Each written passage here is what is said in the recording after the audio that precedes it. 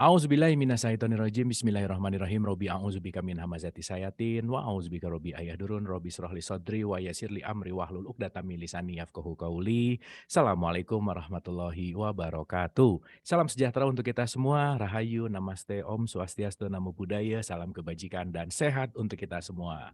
Selamat datang di Dialog Positif episode 317 dan malam hari ini wah, kita kedatangan guru kita yang kangen banget nih pokoknya nih sama Mas Wisnu nih, udah lama banget nggak ketemu, terakhir ketemu 2019 kali ya, kita ketemu di, Bintaro waktu itu di salah satu event yang diadakan oleh Mas Wisnu, yang luar biasa. Mas Wisnu nih guruku, guru yang luar biasa, mengajarkan banyak hal dan malam hari ini Mas Wisnu akan berbicara tentang melepaskan rasa takut dan cemas. Tidak berpanjang lebar, kita sapa dulu guru kita malam hari ini. Mas Wisnu, apa kabar? Alhamdulillah baik, terima kasih. Alhamdulillah. Waduh, terima kasih Hey, banyak nih. saya terenyuh bahagia loh. 317 episode, come on. Nggak kerasa ya Mas Wisnu ya. Ini episode 317 loh Mas Wisnu, dari waktu itu tuh, dari waktu awal pandemi, Mas Wisnu awal-awal datang terus ngajarin. Ini nggak kerasa kita udah ke 317 kali nih malam hari ini Mas Wisnu. Wow, itu berarti banyak sahabat yang sudah diundang ke sini untuk sharing banyak hal kan? Wah, udah nggak kehitung deh, pokoknya banyak banget Mas Wisnu. Alhamdulillah, Alhamdulillah, alhamdulillah malam hari alhamdulillah. ini, setiap malam sekarang Senin sampai Kamis, kan dulu Senin sampai Jumat, sekarang Senin sampai Kamis, kita selalu sama-sama belajar sama teman-teman Dialog Positif di sini, terutama geng Daster nih yang setiap malam Ya selalu tahu hadir. tahu tahu tahu Geng Daster. TOP Kemarin deh. Terima kasih Geng Daster, ya Allah. anyway, sehat ya Mas Wisnu? Aduh, aku kangen banget Alhamdulillah. loh ini, aku lama Alhamdulillah. banget kita nggak ketemu nih. Wah, Alhamdulillah, alhamdulillah. Alhamdulillah sehat. alhamdulillah. Alhamdulillah. Oke, tampaknya Um, kita sudah sangat siap untuk mendengarkan apa yang akan disampaikan oleh Mas Wisnu. So, the stage is yours. Silakan Mas Wisnu. no, uh, remember this is dialogue, so I want you to dialogue with me, okay? Oke, oke. Mungkin ada pemaparan dulu atau sesuatu yang mau disampaikan dulu, silakan. Nanti aku pancing-pancing biasa. Ya, oke. Baik. Oke. Terima kasih semua sahabat. Bismillahirrahmanirrahim. Assalamualaikum warahmatullahi wabarakatuh. Waalaikumsalam. Mari kita panjatkan puji syukur kehadirat Tuhan Yang Maha Kuasa atas semua pembelajaran yang indah, yang luar biasa, yang Ia bentangkan dalam kehidupan untuk jiwa-jiwa yang beautiful, yang hebat, yang luar biasa, yang intelligence like you. So, kita semua hadir di momen ini pasti karena sebuah alasan yang luar biasa, yang we must know about it. Kita harus tahu kenapa kita sampai pada momen ini. Hadir bersama kita banyak sekali jiwa-jiwa yang dalam rentang waktu yang sangat sangat cepat meninggalkan kita physically, but not spiritually. Itu dua hal yang sangat berbeda. Jadi saya sangat bersyukur dengan keadaan pandemik ini, karena tiba-tiba suasana setiap minggu harus ada di tempat yang berbeda, tidak pernah ada di rumah, quote unquote. Akhirnya sekarang harus berada di rumah dalam waktu yang panjang, tetapi bukan rumah physically. Tetapi kita semua sedang diundang untuk masuk ke rumah yang lebih besar, rumah jiwa kita, untuk kita memasuki kedalaman diri kita yang selama ini kita lupakan, karena kita sibuk semua dengan semua keadaan yang ada di luar sana. Even though WhatsApp group, sosial media, bahasa Sunda bilang apa, Abu? Apa tuh? Tetap jalan. WhatsApp group mah forward sana, forward sini, hoax sana, hoax sini masih tetap jalan. Oke, jadi saya sangat bersyukur bahwa COVID-19 membuat kita semua belajar banyak hal. Dan kita sebetulnya tidak belajar siapa-siapa. Kita semua sedang belajar tentang who am I? Siapa diri kita sesungguhnya. Kebetulan kan kita sekarang lagi suasana kemerdekaan ya, Kang Abu. Iya. Saya dalam satu forum saya mengingatkan kita semua tentang pesan yang diberikan oleh tokoh pendidikan kita, Ki Hajar Dewantara, mengatakan, apa sih tujuan pendidikan kita itu? Do you remember that? Tujuan pendidikan kita sesungguhnya untuk membuat kita semua masyarakat Indonesia menjadi diri yang merdeka. Tetapi ingatkah Anda, pertama kali kita melangkahkan kaki pergi ke bangku pendidikan, apa yang diajarkan kepada kita? Apakah sistem pendidikan kita mengajarkan kemerdekaan? Atau sistem pendidikan yang kita masuk di dalamnya membuat kita terikat dengan banyak hal, mau punya uang banyak, punya rumah bagus, punya mobil enak, tinggal di kawasan yang hebat, punya status pendidikan yang kalau boleh 1, 2, 3 sampai yang tertinggi. Tetapi semua itu apakah abadi? Apakah Anda merdeka dengan semua status yang kita dapatkan? No. Semakin tinggi statusnya, harusnya semakin rendah hati kita dan semakin humble jiwa kita untuk down to the earth, untuk menggunakan baju badui supaya kita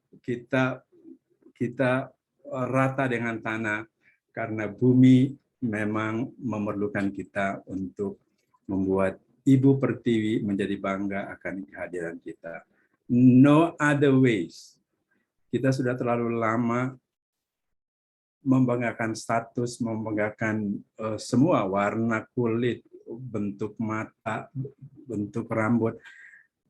Suka atau tidak suka, Anda sadar atau tidak sadar, kita masih sering menggunakan semua bentuk-bentuk itu membuat kita semua terpenjara dengannya.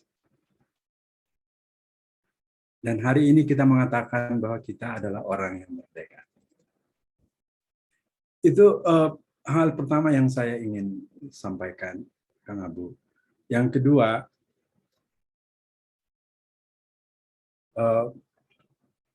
akan sangat hebat kalau hari ini kita semua terlepas dari rasa.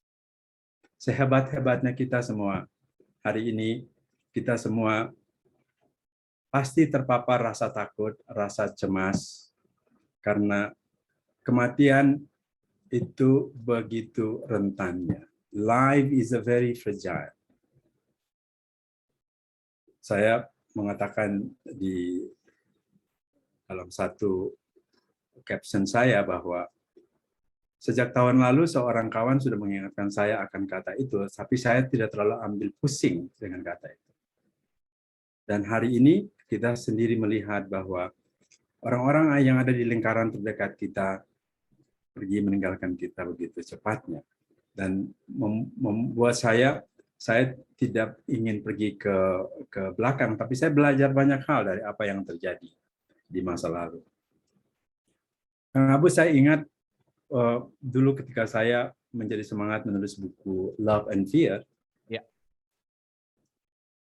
saya teringat peristiwa ketika saya di usia saya 13 tahun, saya memiliki banyak sekali peristiwa-peristiwa yang luar biasa yang saya simpan untuk diri saya sendiri.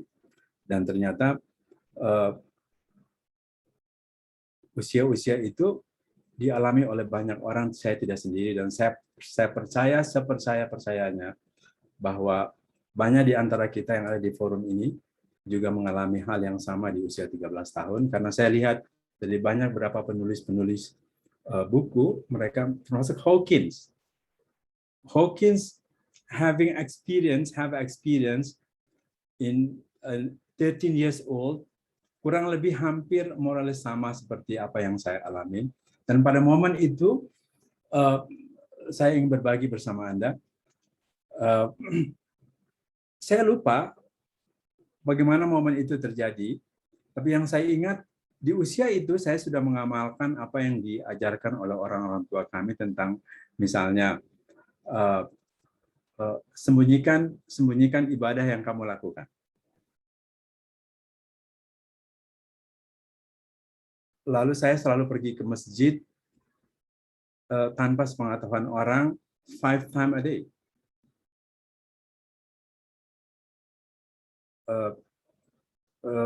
Ekstrimnya sampai orang rumah saya pun nggak ada yang tahu. Even the masjid itu sangat jauh. So I practice it di saat-saat yang awal. Ini mohon maaf ya, sungguh tidak ingin menunjukkan bahwa saya hebat atau saya luar biasa. No, sama sekali enggak.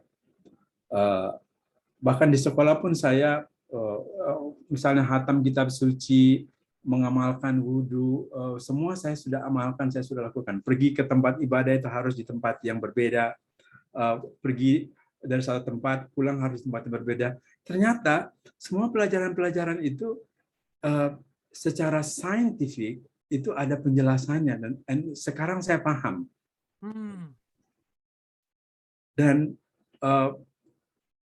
apa yang saya praktekkan di usia 13 tahun itu menunjukkan bahwa saya sedang membangun karakter saya and do something behind people and never ever let them know about what you done. Lakukan kebaikan tanpa perlu ada orang lain tahu apa yang kita lakukan. That is the character. Itu karakter. Kalau bahasa Islamnya mengatakan itu adalah ihsan. Ihsan itu artinya, asal katanya kan hasanah ya, baik, do it more, atau kalau bahasa agamanya mengatakan shollu kama ra'aitumuni usolli kan, seperti kamu sholat, kamu kalau nggak melihat saya melihat kamu. That is the character. Itu sebuah karakter yang harus dimiliki oleh setiap orang agar tidak memamerkan kebaikan yang mereka miliki, bahwa yes, I'm good. You don't need it. Karena setiap jiwa pada dasarnya dilahirkan dengan kekuatan yang unlimited dan sangat baik. Yang membuat kita menjadi unik adalah karena karakter-karakter, personality, kepribadian yang kita terima dari masa pertumbuhan kita dan status-status yang kita alami dalam kehidupan kita untuk membuat kita hanya berbeda dengan orang lain. Dan pada satu masa di kala itu, saya mengalami ketakutan yang sangat luar biasa, kurang lebih ada 3 bulan, Mas Abu. Dan nightmare, mungkin seperti sekarang ini banyak orang mengalaminya. Ketakutan yang sangat luar biasa bahwa besok saya akan mati, dan pengalaman itu disebut sebagai thanatophobia. Jadi rasa takut itu dibagi menjadi 2, ada thanatophobia dan nekrofobia. Thanatophobia itu adalah takut akan kematian diri kita sendiri. Dan riset mengatakan orang-orang di usia di bawah 20 tahun, Kang Abu, justru banyak menyimpan rasa itu. But they don't tell to anyone. Sama seperti yang saya alami. Mereka menyimpan sendiri dan itu sangat tersiksa bagi mereka. Riset mengatakan perempuan-perempuan di usia 40 tahun, mereka juga mengalami itu sering, dan laki-laki seringkali juga mengalami, tapi laki-laki you know lah, mereka kan sangat pandai kalau untuk menyembunyikan yang kayak gitu.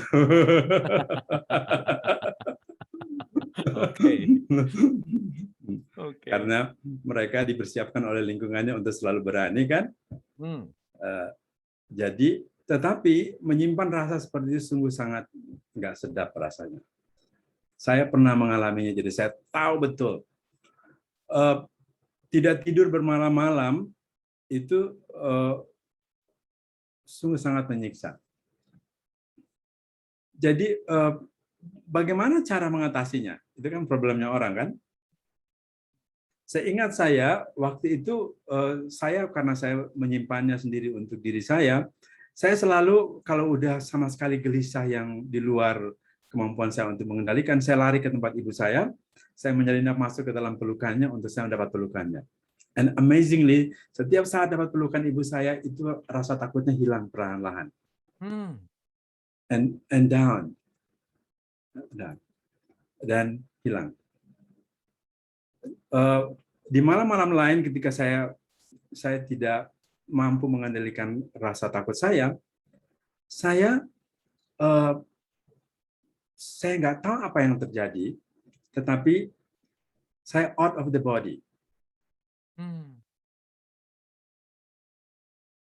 Mungkin jadi juga jangan dianggap sebagai sesuatu yang istimewa ya. Kalau dalam teori sekarang, dalam neurolinguistik, dalam brainwave, mungkin saya dalam kulminasi ketakutan yang luar biasa, brainwave saya entah kenapa, mungkin karena pada malam hari, pada waktu mau tidur, so I'm going down to the theta. Saya pergi ke theta. When we are in the theta, kita masuk ke dalam trance. And then pada waktu trans itu kita punya opportunity untuk beyond the body. Dan dulu saya nggak tahu itu, Kang Abu. I don't know. Tapi saya cari momen itu karena pada saat out of the body saya langsung kehilangan rasa takut itu dan saya masuk ke ruang yang sangat besar, ruang yang tidak terbatas seperti terbang di atas awan, and I feel like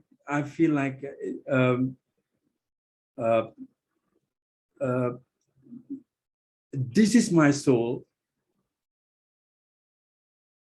Jadi kayak ada perjanjian untuk saya selalu datang ke tempat itu. So I have to be there. Karena tempat itu tuh so happy, selalu bahagia, tidak ada rasa takut sedikit pun. Dan anehnya ketika saya kembali ke dalam tubuh saya, rasa takut itu kembali lagi gitu. Takut lagi. Dan malam berikutnya itu lagi. So dalam pencarian saya yang panjang, akhirnya dengan belajar bagaimana saya ingin sekali untuk menemukan kembali momen itu.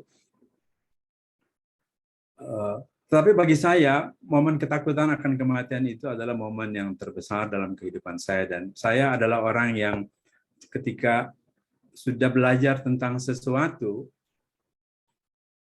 I never ever go and do that twice. Saya nggak mau 2 kali. Udah cemburu, udah 1 kali aja.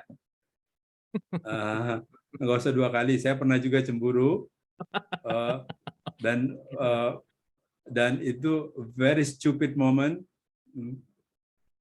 sampai saya mobil saya ditabrak. Saya mau pergi ke Bandung, mobil saya baru, Honda Accord yang baru pada tahun berapa tuh saya lupa. Saya mau pergi ke Bandung, saya mau titip mobil di Gambir, di Patung Tani saya ditabrak mobilnya, udah saya tinggalin mobilnya, tapi saya bilang oke, enough. Karena saya mencari gitu, kenapa ya saya merasa ada rasa itu dalam diri saya gitu. Dan hampir sama. Dan pada waktu kita merasa cemburu, rasa takut, kita bukan diri kita yang sebenarnya. Kita membuat jarak dengan kesejatian kita. Exactly seperti saya dalam keadaan ketakutan pada waktu itu. Karena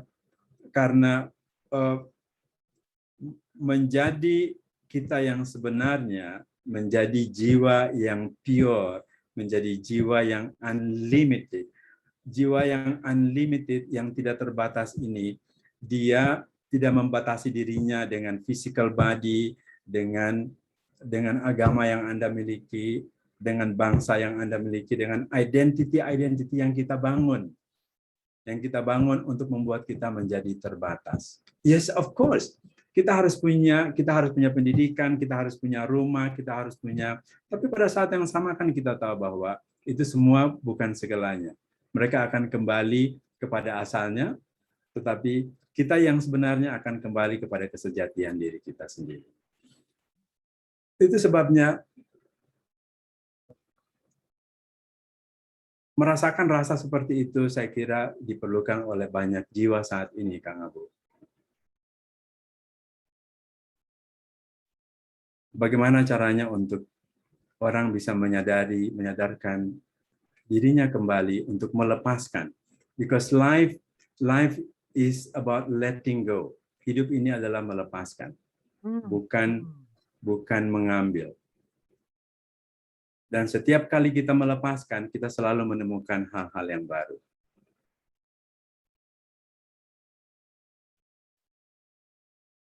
Dan akhirnya saya pelajari kenapa saya menulis buku Love and Fear. Jadi coba kita lihat ya, coba kita analisa sedikit. Kenapa tiba-tiba begitu saya masuk menyelinap ke dalam pelukan ibu saya, lalu rasa takut saya hilang. Dan saya ingat Muhammad juga pernah ketakutan, betul? Dan orang yang memeluknya adalah Khadijah. Semua kita pernah mengalami ketakutan. Don't worry, be happy. We need to handle it. Dan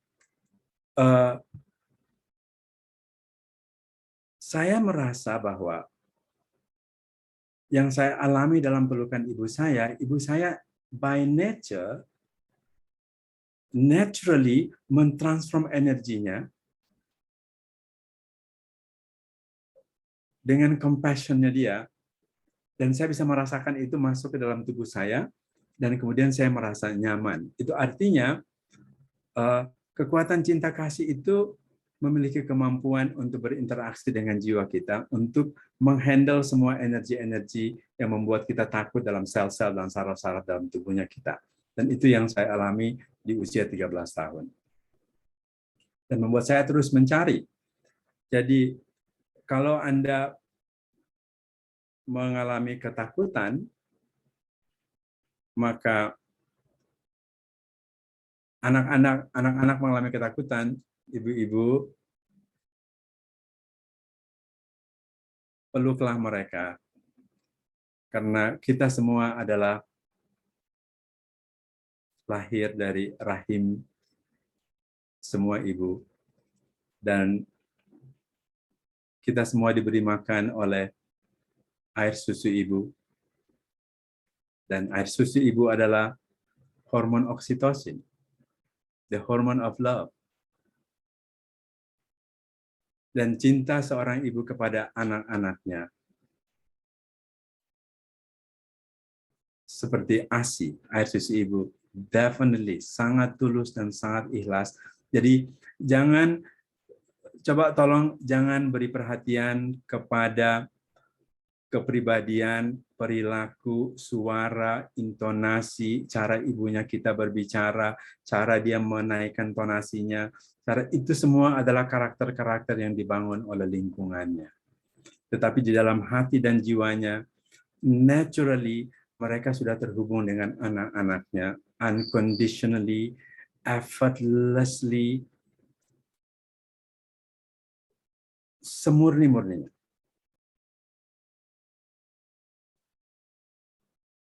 Saya mungkin tidak memiliki kemampuan untuk menjelaskan hal itu, tapi saya percaya semua ibu memiliki rasa itu kepada anaknya.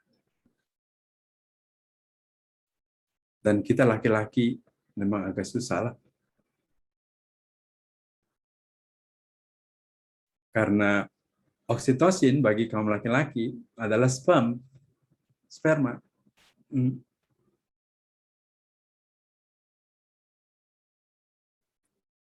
Jadi itu hal pertama yang mengingatkan saya bahwa kekuatan cinta kasih memang bahasa setiap jiwa yang harus kita gunakan saat ini untuk menghubungkan dari satu jiwa, dari satu hati dan jiwa lain untuk saling terhubung secara bersama. Untuk kita menghandle semua energi-energi yang stuck di dalam tubuh kita. Yang kedua, Interesting ketika out of the body. Sekarang ini quantum science akhirnya mendeklar bahwa meditasi, consciousness breathing, semua adalah bagian dari teknik-teknik yang diwariskan oleh leluhur manusia untuk kita menjadi akrab dengan jiwa kita.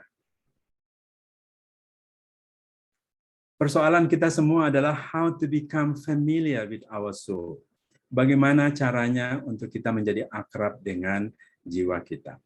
Kita boleh melakukan ibadah dengan cara yang kita miliki dalam agama kita masing-masing, tetapi mengakrabi jiwa adalah sama seperti kita mengakrabi the unlimited energy di dalam tubuh kita untuk kita mempurifying, memurnikan semua program-program yang sudah kita terima melalui pikiran-pikiran dari masa pertumbuhan kita dari dalam kandungan dari 0 sampai 6 tahun, 6 sampai 12 tahun, 12 sampai 19 tahun, sampai 35 tahun, sampai sekarang. Dan semua itu terhubung secara energi by consciousness.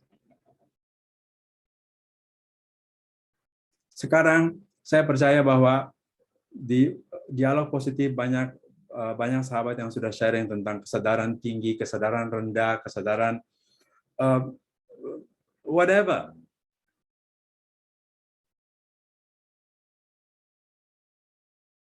Sekarang kita lihat bahwa teknik-teknik yang dipelajari sekarang oleh ilmuwan dibuat agar setiap orang yang pertama harus memiliki kesadaran, tetapi dalam kesadaran itu mereka harus memiliki teknik untuk bisa menghandle diri mereka sendiri.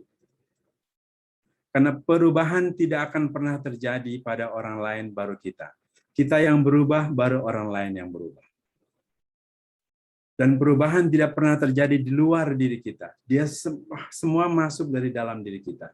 Ketika kita berubah di dalam, energi di sekitar luar kita juga berubah. Dan ilmuwan sekarang sudah membuktikan bahwa apapun yang Anda pikirkan, yang Anda rasakan, dan sikap-sikap yang kita berikan di dalam kehidupan kita memiliki pengaruh kepada energi around, bahkan kepada hewan-hewan, tanaman-tanaman, sampai lingkungan di kota kita, mereka berimpact terhadap energi kita. So, how powerful you are? You are very powerful. Dan di dalam meditasi, ketika kita letting go, kita lepaskan, there is no one, there is nobody, there is no place, there is no time, there is no anything. And we become pure consciousness. Di situ kita mulai merasakan suwung, merasakan kedamaian, kesejatian kita, and we connect with everything. Dan semua orang-orang awam seperti ibu-ibu ini, mereka yang sudah kita ajak meditasi dari 1 tahun yang lalu, they can do that. They do it. Mereka nggak perlu, yes of course, bagi mereka yang pergi ke hutan, mereka pergi dengan tanaman, itu semua bagian dari cara-cara yang orang lakukan untuk mereka connect dengan universe.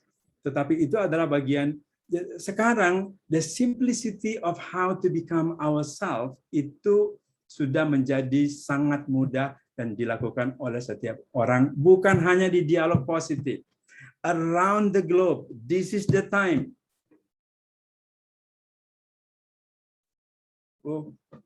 Sudah cukuplah kita diskusi sudah terlalu banyak. Perdebatan zaman semua mereka berdebat. Ada ini, saya dulu kuliah di IAIN itu, saya pusing belajar perdebatan itu. Ada Syiah, ada Khawarij, Mu'tazilah gitu. Sampai saya bilang, hey, I just a Muslim because I was born as a Muslim. That's it. I don't need anything. Karena semua perdebatan itu ya konsep-konsep intelektual. Tapi pada akhirnya sama seperti kalau kita bekerja kan kita berjuang mati-matian kan untuk perusahaan kita. Waktu kita mati cuma ada ucapan rest in peace. Emang kalau konsep-konsep itu emang kita mati bantu kita no one can responsible. Tidak ada yang bertanggung jawab pada kehidupan kita, right? There is no mother, there is no father, there is no anything. Only you can responsible to your soul.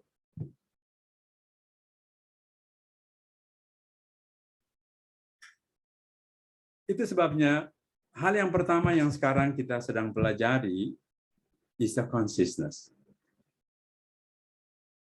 Consciousness is number one.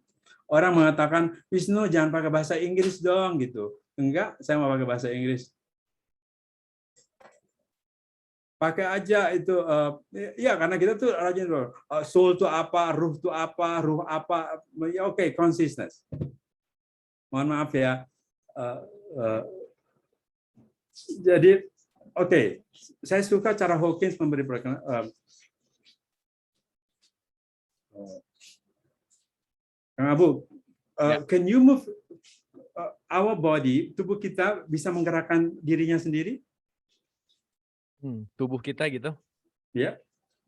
Ya kalau nggak ada yang kasih komando, nggak ada yang kasih kontrol, ya nggak bisa. Oke. Artinya tubuh kita memerlukan sesuatu yang lebih besar dari dirinya untuk bisa menggerakkan dirinya. Yes. Right?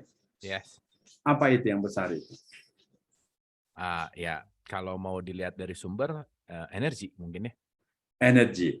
Energi itu namanya mind. Yes. Mind is a collective energy yang sudah well internalized inside our body. Dia yang menyuruh kita sudah latih sedemikian rupa, it's become our habit, right? Yep. Dan banyak orang yang tidak menyadari bahwa they're living their life by the body, not even the mind. Siapa yang minta kita makan satu hari 3 kali? Mind or body? Body. Who asked you to having sexuality? Your body or your mind? Body. Itu sebabnya kalau body kita sedang bermasalah, para praktisian mengatakan, go to your mind. Because in the mind, everything is already there. Segala sesuatu sudah ada di sana. Pergi ke mind. Jadi bagaimana sekarang kita mengubah semua rasa-rasa takut, rasa cemas, rasa marah, rasa sebel, rasa kesal, dengki, iri, semua yang sudah terakumulasi di dalam mind, yang sudah built in together with our body dalam sel dan saraf-saraf kita. How? Gimana caranya? Untuk mengubah tubuh kita harus pergi kepada sesuatu yang lebih besar dari tubuh. Untuk mengubah mind, pikiran-pikiran kita harus pergi kepada sesuatu yang lebih besar dari mind itu. That is called consciousness. Okay. And consciousness is the soul. Consciousness is energy. Energy is the invisible energy. Dia nggak tampak, tapi semua ini adalah energy. Everything around kita semua ada energi. Dan consciousness itu sekarang bekerja sebagai frekuensi. And all the frequency contain information. Dan kita sadar atau tidak sadar, suka atau tidak suka, pikiran-pikiran, perasaan-perasaan kita, selalu kita vibrate dengan frekuensi-frekuensi. Untuk apa? Untuk kita belajar. That's it. Jadi kalau tubuh sakit, kita mengalami segala sesuatu, saya kurang tertarik mengatakan Tuhan itu sebagai penghukum. Karena Tuhan bukan kurang kerjaan untuk menghukum kita. Tetapi Hawkins mengatakan, mereka yang berada di frekuensi yang lower, dari 200 go down until mereka orang yang merasa selalu berdosa, shame, guilty, and most of us menyimpan rasa guilty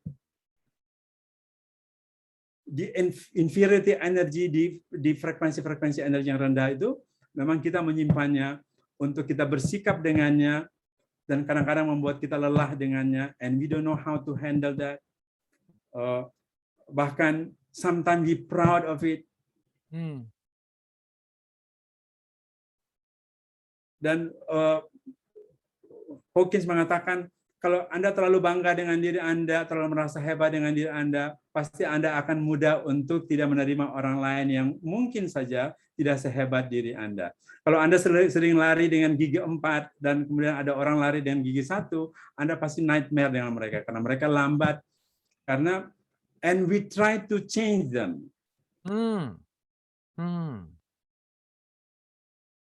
And we ask them to change me, change yourself, follow me, do it like me. Dan kita memang senangnya untuk mau mengubah orang lain. So consciousness tidak meminta kita untuk mengubah orang lain. Consciousness meminta kita untuk menginspire people, untuk raise up mereka punya energi, karena consciousness ini ada hubungannya dengan who am I. Saya mengenali rasanya saya mengenali pikiran saya mengenali tindakan saya bisa menjadi pengontrol, pengendali semua energi dalam diri saya. I cannot control everything outside me. Jadi segala sesuatu ingin berubah, saya adalah orang yang pertama harus berubah.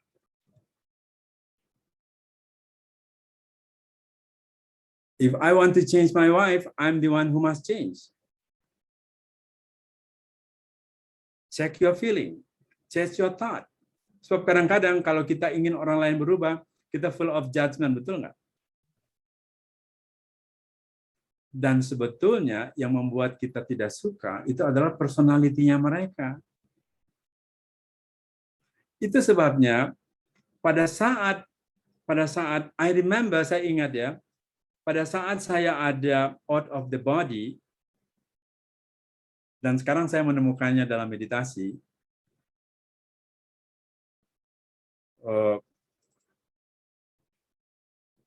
kita lalu menemukan kebahagiaan dari kesejatian kita yang sudah ada bersama kita, yang tidak ada yang perlu membelinya dan kita tak perlu bayar, dan kebahagiaan itu bukan dibayar oleh status pendidikan Anda, status rumah di mana Anda berada, baju bermerek yang Anda pakai. Of course, we need everything. Tapi in the same time kita sadar bahwa semua ini adalah bagian dari lifestyle yang kita membuat kita bahagia di sisi yang lain, tetapi jiwa kita tidak lagi terikat dengan segala sesuatu yang bersifat matter. Dan akhirnya saya tahu bahwa yang membuat orang selalu takut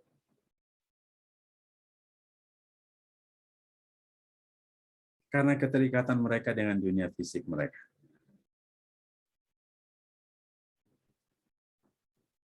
Jadi tahun lalu, waktu COVID mulai terjadi, saya ada di Kuala Lumpur. Saya stuck di sana sampai 4 bulan kurang lebih. Lalu rasa itu muncul lagi, Kang Abu. Rasa itu muncul lagi gitu. It's coming. Tapi waktu saya kecil kan saya nggak punya cara untuk menghandle dia kan. Tapi sesudah saya belajar, kemudian saya sudah punya cara untuk menghandle rasa itu. Gitu. Oke, harus ada cara untuk menghandle dia. Jadi kita sudah sadar bahwa ada rasa itu, lalu kita punya cara untuk menghandle supaya dia harus lepaskan. Tetapi ternyata yang membuat saya takut itu bukan takut akan kematian saya, tapi saya takut sama keadaan istri saya yang ada di Jakarta, anak-anak, rumah, semua itu matter. Jadi kebayangkan orang-orang tuh kalau jadi ada orang lain, ada attachment yang lain yang membuat kita takut akan itu nanti gimana. Jadi semua tuh analisa yang kita bawa di dalam pikiran kita. So akhirnya saya mengerti sekarang bahwa untuk kita bisa go beyond the body, we have to go beyond the analytical mind. Pikiran-pikiran yang selalu membuat kita menganalisa sana sini, dan analytical mind itu bekerja dengan 5 senses. sight, smell, hear, taste, and touch. Karena kita sudah dikondisikan, jadi five senses ini adalah signal-signal yang menurut Lipton, kita menggunakannya dia sebagai pemancar di luar kita untuk mendownload semua informasi-informasi. Dan sekarang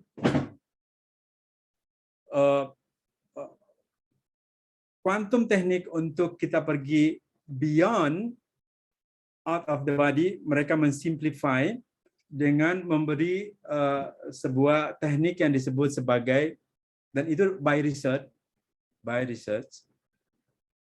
namanya istilah kerennya itu divergent focus sama convergent focus. Tapi di meditasi kita ubah menjadi open focus, narrow focus, dan open focus. Narrow itu adalah orang yang memberi perhatian, kita beri perhatian pada matter, pada materi. Karena kita semua tertarik pada materi. Dan mereka menyebutkan bahwa kalau kita memang masih terikat dengan materi, itu yang kita sebut sebagai persoalannya masih terus berulang. Seringkali kan persoalan sama terus berulang kan? Kang Abu. Iya. Kalau misalnya saya nggak suka sama Kang Abu,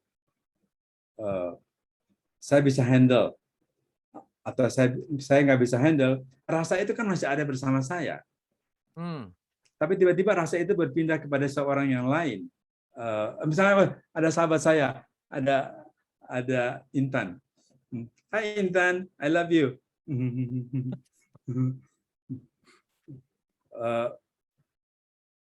Tapi kemudian kita seringkali kan secara energi casingnya berbeda, eventnya berbeda, energinya kan masih tetap sama kan? Ya kan rasanya kita masih sama kan gitu. Cuma dia berubah bentuknya aja gitu. Orang di luar aja berubah bentuk, tapi rasanya kita dalam tetap sama. Dan itu adalah bagian dari problem kita yang harus kita handle untuk kita atasi. Dan itu sebabnya dengan teknik yang tadi dari narrow ke open, tuh gini.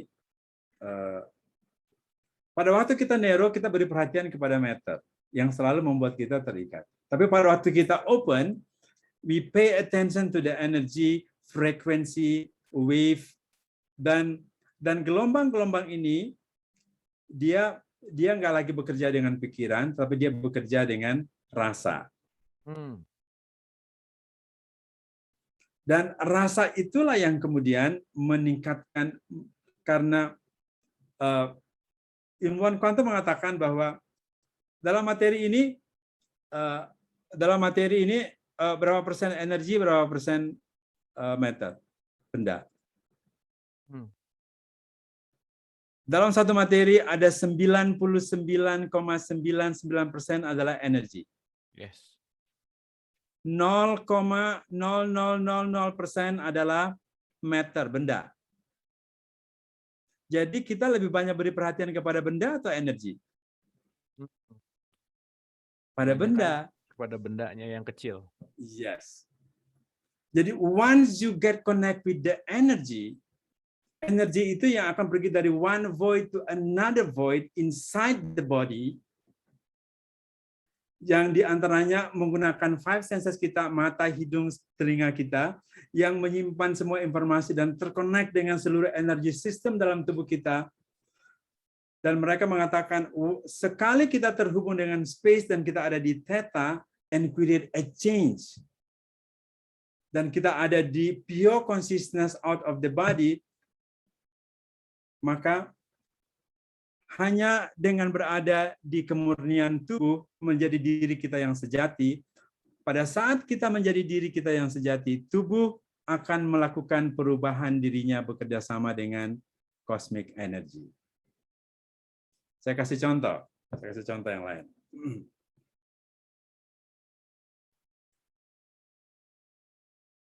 Saya percaya di dialog positif sudah banyak yang bicara tentang breathing, tentang nafas ya, betul ya? Breathing is the code of life. Jadi hanya dengan teknik pernafasan tertentu kita bisa menggunakan nafas itu untuk melakukan penyembuhan di dalam tubuh kita, karena nafas itu dia merupakan penghantar nutrisi untuk menutrien sel-sel dalam tubuh kita, bahkan sampai ke gen kita. Itu yang pertama. Yang kedua, nafas akan membuat kita terhubung dengan autonomic nervous system. Autonomic nervous system, terutama parasimpatetik, yang membuat balancing. Dia membalancing semua sistem dalam, karena autonomic nervous system menghubungkan kita dengan seluruh organ penting, dari organ seks sampai ke pituitary. Pituitary ini adalah yang menghantarkan chemical messenger yang paling banyak ke seluruh tubuh dalam tubuh kita. So when we connect with all the energy center di dalam tubuh kita, dan kemudian kita dalam keadaan totally relax in the space, dalam open energy dan connect dengan energy, maka cosmic energy itu kan tujuan utamanya untuk merestoring, memperbaiki seluruh sistem dan sel dalam tubuhnya kita kan. Lalu autonomic nervous system bekerja sama dengan cosmic energy, dan kemudian pada waktu kita tidur dalam keadaan relax, dia merestoring all the system inside the body. Jadi itu artinya hanya dengan terconnect dengan consciousness, terconnect dengan energy, become pure consciousness, kita selalu merasa baik, itu yang membuat kita selalu memiliki kemampuan untuk melakukan perubahan energi sistem di dalam tubuh kita. Dan semua itu memang untuk sebagian kita, saya nggak bilang semua, memang perlu latihan, perlu teknik-teknik untuk kita melakukan hal itu. Jadi akhirnya saya menyadari bahwa rasa takut itu dia hanya bisa kita lepaskan kalau kita menyadari bahwa dia sudah ada bersama kita. It's already there, udah ada kan, kita bisa ngerasain kan. Dan ketika kita merasakan rasa takut, dia menggetarkan sel-sel dan saraf-saraf dalam tubuh kita. Ada bagian-bagian tubuh, jantung rasanya getarannya tidak nyaman, betul? Yeah. Detak jantung terhubung dengan autonomic nervous system. Semua emosi yang kita rasa, cemas, ragu, bimbang, apalagi marah, semua autonomic nervous system memiliki hubungan erat dengan limbic brain, otak emosi kita, dan subconscious level, cerebral brain, untuk mengoperate everything inside our body automatically. Itu sebabnya mereka mengatakan, only when we go there, hanya dengan kita sampai di sana, kita melakukan pembersihan di dalam semua program-program yang sudah kita lakukan secara 5 senses. So, sadari yang pertama bahwa memang rasanya sudah ada di situ. Sekarang saya tanya, kalau Anda rasa takut dan rasa sakit, Anda cenderung menerima atau menolak? Menolak. Rasa itu datang untuk tidak ditolak, be aware. Semakin Anda tolak, Anda semakin menganalisa dan semakin takut, right? Betul kan? Yes. Dan kita semua, kalau ada rasa sakit, kita cenderung rejecting. Hello, we have a part. Kita memiliki bagian dari semua rasa itu, dan rasanya sudah ada bersama kita. Itu sebabnya sadar adalah yang pertama, menerima adalah yang kedua. Only when we accept it, then we can release it. Hanya dengan menerima, kita mampu melepaskannya. Jangankan kita yang sudah belajar meditasi, yang sudah paham teorinya juga, Kang Abu, kadang-kadang kan kewalahan juga kan?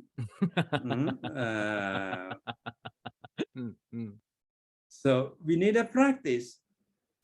Kita perlu praktis untuk menghandle, dan kita tidak menghandle siapa-siapa. Kita sedang menghandle energi kita sendiri. COVID mengajarkan bahwa segala sesuatu you must handle by your own. No one can help you.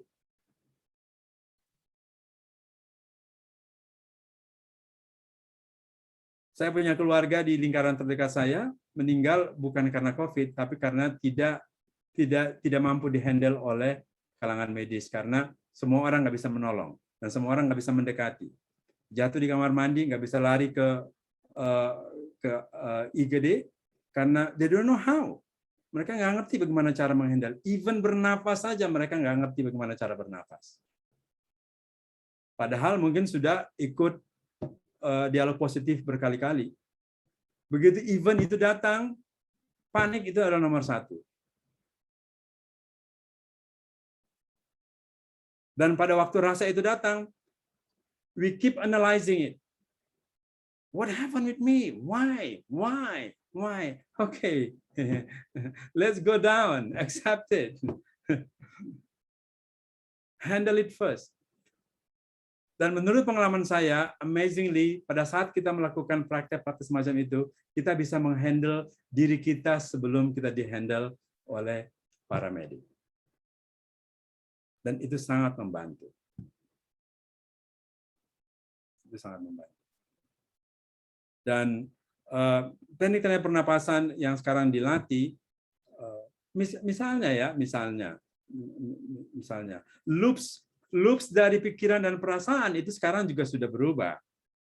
Memang everything come from the thought. Pikiran adalah yang pertama, tapi sekarang 95%, 95% pikiran-pikiran yang merupakan chemical yang sudah kita download, kita upload. Kalau istilah YouTube upload kali ya, bukan download. Kita upload kan, kita sudah showing up. Dan dia sudah menjadi real kan? Jadi consciousness itu kan sebetulnya kan untuk creation sebetulnya. Tetapi dia nggak mampu berkreasi, menciptakan, karena banyak sekali sejarah-sejarah dari masa lalu, pikiran-pikiran energi yang kita sudah uploadkan dan kita memerankannya gitu. Jadi dan mereka yang menjadi pengendali kita gitu. Kapan saya mau melakukan ini ya gitu. So, padahal sekarang ilmuwan kuantum mengatakan bahwa situasi yang seperti kita alami di masa COVID ini kan disebut sebagai situasi yang tidak pasti kan? Unpredictable. Kang Abu, saya tanya, dirimu senang momen yang predictable atau yang unpredictable? Yang predictable lah, jadi udah kebayang harus gimana gitu. Padahal predictable itu kan bukan ajaib kan? Sudah kuduga pasti akan kayak gini, pasti marah nih. Tapi momen unpredictable adalah uncertainty yang kita cari, di mana semua keajaiban-keajaiban muncul di dalam unpredictable. So unpredictable itu disebut sebagai the unknown moment. Momen yang tidak bisa, because everything, semua yang kita niat-niatkan, semua sudah ada di the energy field, already the field. Remember the field? Karena sekarang ilmuwan juga sudah mengatakan bahwa semua informasi-informasi yang kita download ke dalam tubuh kita, mereka tidak ada dalam sel dan saraf. Mereka ada di the field. The field adalah energi-energi yang coming together, mereka intangible dan ada bersama di dalam tubuh kita. So, sekali Anda ada di present moment, sekali Anda melakukan breathing yang tepat, sekali Anda bisa melepaskan diri Anda dari 5 senses-nya Anda, sekali Anda pay attention dengan cara yang tepat, maka Anda akan terhubung dengan energy field, dengan rasa yang kita miliki, dengan rasa. Because rasa adalah kesadaran suci, kan? Rasa adalah kesadaran suci yang memungkinkan kita untuk terconnect dengan energy field. Ingat Rumi mengatakan, between doing right and doing wrong, there is the field. Yeah. And I will meet you there. Kenapa? And Einstein juga mengatakan bahwa hanya the field yang govern, yang memerintahkan sel dan matter dan partikel.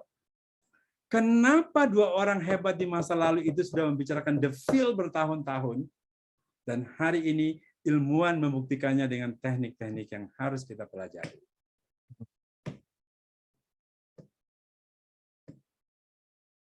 So, saya kira memasuki ruang unlimited is a beautiful. Dan saya bisa membuktikan bahwa kawan-kawan yang meditasi bersama kami, mereka bukan orang-orang yang pandai dan hebat belajar spiritual, orang-orang biasa, tetapi mereka harus memiliki cara mereka sendiri, Kang Abu. You don't need to follow me. You must have your own style. Setiap orang harus memiliki caranya sendiri untuk mereka bisa menemukan diri mereka sendiri, dan mereka bisa mereka punya mystical experience yang luar biasa. Because once you are in the present moment, sekali Anda ada di present moment, artinya Anda tidak lagi melakukan analisa-analisa, Anda totally dengan kekuatan rasanya Anda, sepenuhnya Anda enjoy everything around. Pertama, Anda punya kemampuan untuk heal the past. Semua masa lalu itu sekarang dengan teknik-teknik yang dipelajari, we don't need to revisit the past. Kita nggak perlu lagi datang ke masa lalu untuk memperbaiki masa lalu. Forget it. Just come to the now. Dan kita bisa recreate, menciptakan hal yang baru di masa depan. Dan teori-teori manifestasi sekarang sudah menjadi lebih mudah sekarang, karena orang sekarang sudah makin rajin kan belajar brainwave, beta, alpha, theta, and delta. Tapi yang menarik adalah dengan misalnya gini. Kita kasih yang nanya dulu kali ya. Jadi jangan suruh saya ngomong kepanjangan. Diselesaikan dulu Mas Wisnu, itu nanggung banget itu. Intan tuh udah kepengen tanya tuh. Oke. Angkat tangan.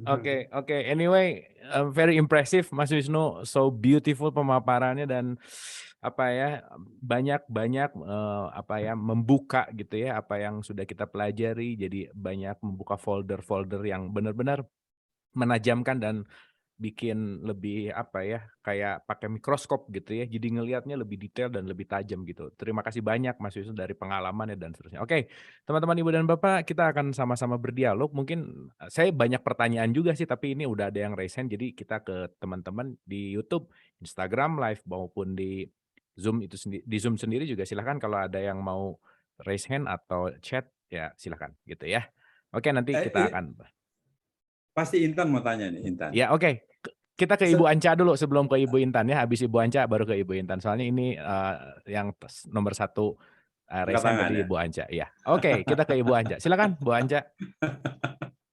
Selamat malam Mas Abu, Mas Wisnu. Malam Bu Anca, silakan. Bagaimana untuk menyembuhkan trauma ketakutan dan kegelisahan anak yang diperlakukan tidak sepantasnya, mohon maaf, diperkosa oleh bapak kandungnya sendiri, dan apa yang harus dilakukan untuk trauma healingnya untuk si anak dan si istrinya? Karena pada kenyataannya si anak juga masih mengalami trauma berat dan si ibunya juga mengalami trauma berat. Terima kasih. Oke, terima kasih Bu Anca. Bu Anca ini mewakili 4 pertanyaan yang sama dari teman-teman yang lain, berbicara tentang gimana untuk menyelesaikan atau berdamai, atau tadi bahasanya Mas Wisnu bisa menerima sisi trauma itu gimana. Ya. Silakan Mas Wisnu. Ya, sebetulnya kalau kita lihat dari semua peristiwa semacam itu, semua adalah korban. Bapaknya juga adalah korban, anak adalah korban, istri adalah korban, keluarga di sekitarnya juga adalah korban, dan kita semua adalah korban peristiwa-peristiwa seperti itu. Sekarang bagaimana caranya untuk kita keluar? Kalau korban kan ada dalam penjara ya. Kita memenjarakan diri kita dengan peristiwa-peristiwa itu. Ya kita bisa memahami apa yang dirasakan oleh Ibu. Sekarang saya mengikuti terapi-terapi healing yang dilakukan. Banyak cara sekarang yang dilakukan untuk menghandle trauma-trauma masa lalu seperti itu. Dan banyak orang juga yang memiliki peristiwa semacam itu, tapi mereka survive dan menjadi sukses karena peristiwa-peristiwa semacam itu, karena mereka punya pemahaman dan persepsi yang sudah berbeda. Jadi sekarang bagaimana caranya untuk kita menghandle itu? Ingat bahwa jiwa kita unlimited, lebih besar daripada semua peristiwa-peristiwa yang kita alami. Betul, Kang Abu? Yes. Dan kita mau keluar dari semua peristiwa-peristiwa yang memenjarakan kita itu. Jadi, kalau Ibu bertanya tentang bagaimana caranya, semua peristiwa-peristiwa yang molestation, pemerkosaan itu dalam konsep energi itu terjebak di energi center yang pertama dan kedua.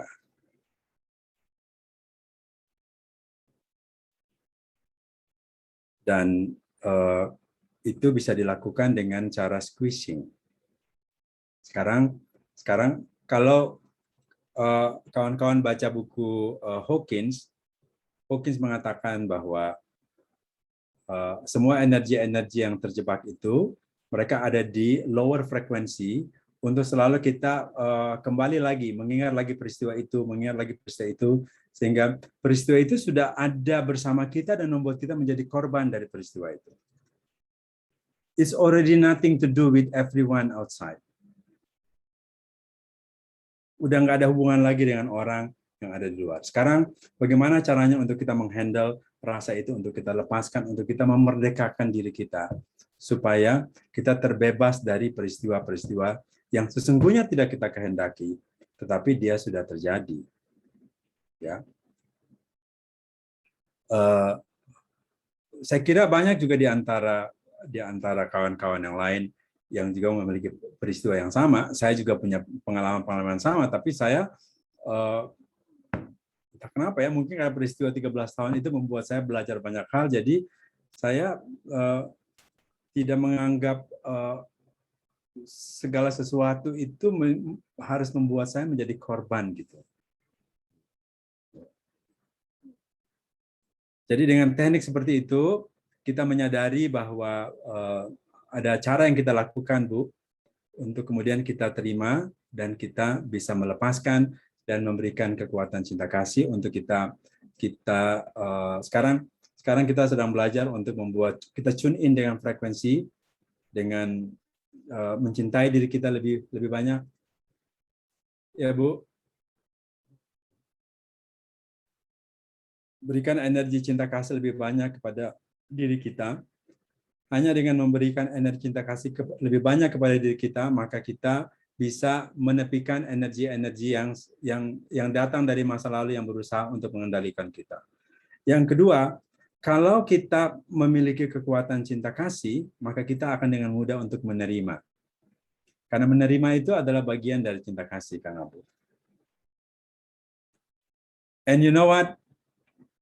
Pekerjaan sel saraf-saraf kita yang menyimpan informasi dari masa lalu, they always repulsion. Mereka selalu bertahan. Mereka nggak mau lepas. And the more you remembering it, the more you remember mereka akan bertahan di sana gitu. Dan mereka nggak mau keluar darinya. Dan kadang-kadang dia sudah muncul sebagai matter dalam tubuh kita. Mereka sudah form dan mereka menjadi bagian dari ego kita. Artinya orang itu kasih persoalan kepada kita untuk kita simpan seumur hidup kita. Padahal orang itu juga adalah korban dari sesuatu yang ada di dalam dirinya di masa lalu, whatever. Itu maknanya kita segala sesuatu yang terjadi datang dari luar masuk ke dalam tubuh kita untuk membuat kita menjadi victim of energy from outside. So sekarang kalau kita masuk ke dalam tubuh kita mau mengeluarkan energi dalam tubuh kita untuk kita bersihkan, kita lepaskan, and we become free. Dan squeezing energy, sel-sel menurut Lipton always repulsion. Mereka bertahan. Mereka bertahan untuk tidak mau keluar sampai kita punya teknik-teknik untuk kita bisa melepaskan. Karena sekarang persepsi aja itu bukan perception, itu datang dari brain kita yang fire and wire together to see something outside. Dan kita semua cenderung tidak mau melihat orang lain sebagaimana adanya. Kita selalu mau melihat orang lain dengan sudut pandang kita saja. We don't want to see other people with their side. We always want to see with our own side. Itu yang disebut sebagai our brain fire and wire together. Kenapa? Karena consciousness bukan ciptaan daripada brain. Brain kita yang memperceive energi dari consciousness, betul? Kang Abu? Yes. Consciousness is not product of the brain. Tetapi semua pengalaman-pengalaman di masa lalu itu, Ibu Anca, tersimpan di dalam consciousness, membuat jiwa kita tersiksa karenanya. Kalau dia sudah akhirnya dia menjadi penyakit, kalau kita terus memikirkan jadi penyakit untuk tubuh kita, ada cancer, ada macam-macam. Dan akhirnya kalau kita pergi melakukan pengobatan konvensional, ya mengobati tubuh. Kapan kita mau mengobati jiwa? Kapan mengobati consciousness? Kapan menjadi akrab dengan consciousness? Akhirnya kita hidup dengan kehidupan orang lain. Letting go. Orang itu juga adalah korban dari sesuatu yang terjadi dalam dirinya. Dan dia sedang mencari partner, dan kebetulan kita. So, Ibu Ancawati, we have to do something, harus lakukan sesuatu. Misalnya gini, misalnya ya,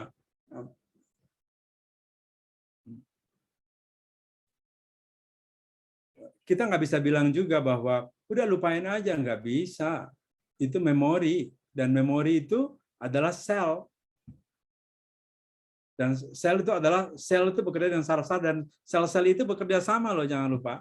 Satu rasa yang satu bekerja sama dengan rasa yang lain, dan mereka saling bekerja sama untuk membuat kita makin tidak berdaya dengan rasa itu. Sama seperti misalnya rasa marah. Kenapa orang itu marah? Kang Abu? Ya, tidak Karena sesuai ekspektasi misalnya. Tidak sesuai dengan ekspektasi. Tidak sesuai karena ada rasa takut. Dia ingin mengubah orang lain, kan? Iya. Makanya dia marah gitu. Habis marah nyesal nggak? Kalau sadar. Udah sadar nyesal gitu. Kenapa ya tadi gue marah ya gitu aja gitu. Siapa yang suruh dia marah? Pikiran dia, jiwa dia, atau bodinya dia? Body, iya. Dan pada waktu dia marah ada di mana? Di masa lalu atau masa sekarang? Present atau masa lalu? Masa lalu, ya. Masa lalu. Kenapa Ibu mau hidup di masa lalu? Past is a past. Living in the now. Only when we are in the now, we can heal everything. So belajar bagaimana caranya untuk selalu ada di present moment. Ini adalah sesuatu yang secara teknik bisa dipelajari dan secara sains itu bisa dibuktikan. Karena saya tahu lah, kita kan semua sholat kan, dan sholat kan selalu pikiran ada di mana-mana kan, ada jemuran, ada utang, ada apa, bla bla bla. Gak apa-apa, it's okay. Tapi belajar sesuatu yang berbeda untuk Anda come, be connect with your soul.